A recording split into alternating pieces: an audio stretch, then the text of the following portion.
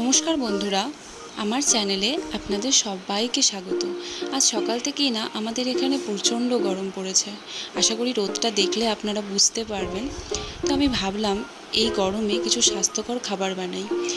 আমি সচরাচর বাড়িতে যেভাবে ধোসা বানিয়ে থাকি তারই রেসিপি আজ আপনাদের সাথে শেয়ার করব। তাহলে চলুন দেখে নেওয়া যাক। প্রথমেই আমি এখানে চালের কৌটো মেপে 2 কাপ আতপ চাল নিলাম। এই চালের কৌটোটা আমরা রেগুলার যে বাড়িতে চাল মাপার জন্য কৌটো ইউজ করি সেটাই আছে। এই চালের কৌটোর মেপে 2 কাপ আতপ চাল ও 1 কাপ কলাইয়ের ডাল নিতে হবে।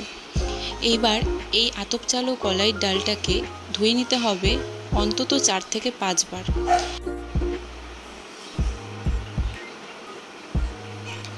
ভালোভাবে ধোয়া হয়ে গেলে এটাকে ভিজিয়ে রাখতে লাগবে অন্তত 7 থেকে 8 ঘন্টার মতো। 7 থেকে 8 ঘন্টার পর দেখুন এটা কিভাবে ফুলে উঠেছে। এবার আমরা এটাকে মিক্সিতে পেস্ট করে নেব। আপনারা চাইলে শিলনোড়াতেও বেটে নিতে পারেন। আমি এখানে মিক্সিতে পেস্ট করেছি। সেই পেস্টটাকে আমি একটা হাঁড়ির মধ্যে রেখেছি।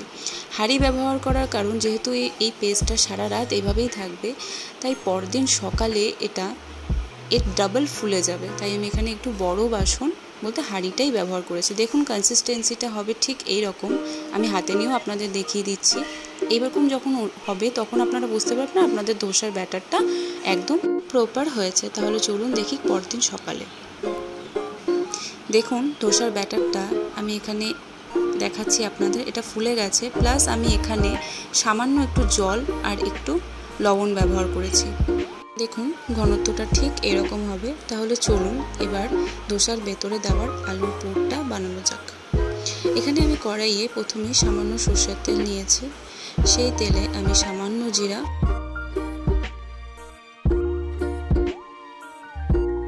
কালো সরষা, শুকনো লঙ্কা ফোড়ন দিলাম। ফোড়নটাকে নাড়াচাড়া করে আমি এখানে দিয়ে দিচ্ছি কয়েকটা কারি পাতা।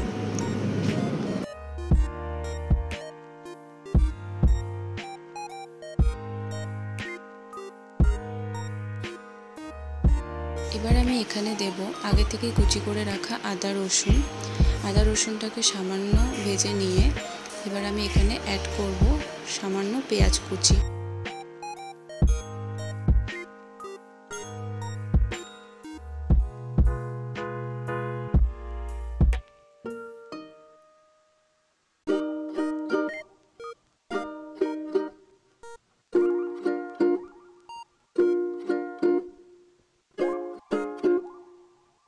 আদা রসুন পেঁয়াজটা ভালোভাবে ভাজা হওয়ার পর আমি এখানে অ্যাড করলাম কেটে রাখা টমেটো এবং টমেটোটা গলে যাওয়ার জন্য দিলাম সামান্য নুন।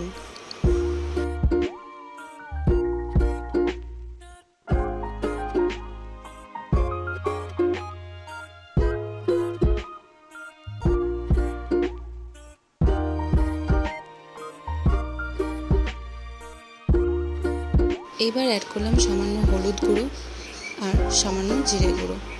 এগুলোকেও ভালো করে মিশিয়ে নিয়ে ভেজে নিলাম।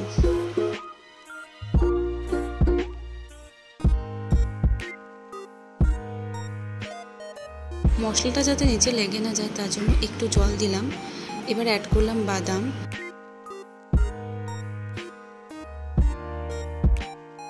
আগে থেকেই সেদ্ধ করে রাখা আলুটাকে হাত দিয়ে এভাবেই চটকে দিয়ে দিলাম। এটাকে আলাদা করে ম্যাশ করতে হবে না, এভাবে সামান্য চটকে দিলেই হয়ে যাবে।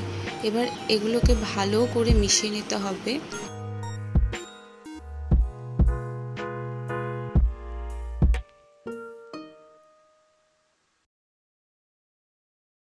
মশলার সাথে আলুটাকে ভালোভাবে ভেজে নিয়ে এখানে আমি ব্যবহার করছি একটু বেশি পরিমাণে আমচুর পাউডার আর ধনেপাতা কুচি। ভালোভাবে মিশিয়ে নিলাম। তাহলে চলুন এবার দেখি ধোসা বানানোর পদ্ধতি। এখানে আমি একটা পরিষ্কার কাপড় ব্যবহার করেছি। জল এবং তেলটাকে আমি একসাথে মিশিয়ে কাপড়টা দিয়ে প্যানের ওপরে বুলিয়ে নিলাম। আপনারা চাইলে আলাদা আলাদাভাবেও ব্রাশ করতে পারেন। এবার এই হাতাটা দিয়ে আমি 1 হাতা ব্যাটার প্যানের ওপর দিয়ে দিলাম। এবার প্যানটাকে আমি একটু ঘুরিয়ে নিলাম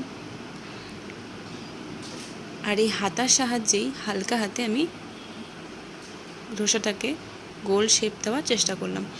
এবার আলুর যে পুরটা আমরা বানিয়ে রেখেছিলাম সেটাও আমরা ধোসার ওপরে স্প্রেড করে দেব আপনাদের যতটা প্রয়োজন মনে হবে ততটা দেবেন। আমি এখানে একটু বেশি পরিমাণে ব্যবহার করেছি। দেখুন কি সুন্দর ধোসাটা আমাদের প্যান থেকে ছেড়ে গিয়েছে। এইভাবে বাকি ধোসাগুলো আমরা বানিয়ে নেব। তাহলে আজ এই পর্যন্তই। ভালো লাগলে লাইক, শেয়ার, কমেন্ট করবেন। দেখা হচ্ছে পরের একটা নতুন ভিডিও নিয়ে। ততক্ষণ অবধি স্টে টিউন।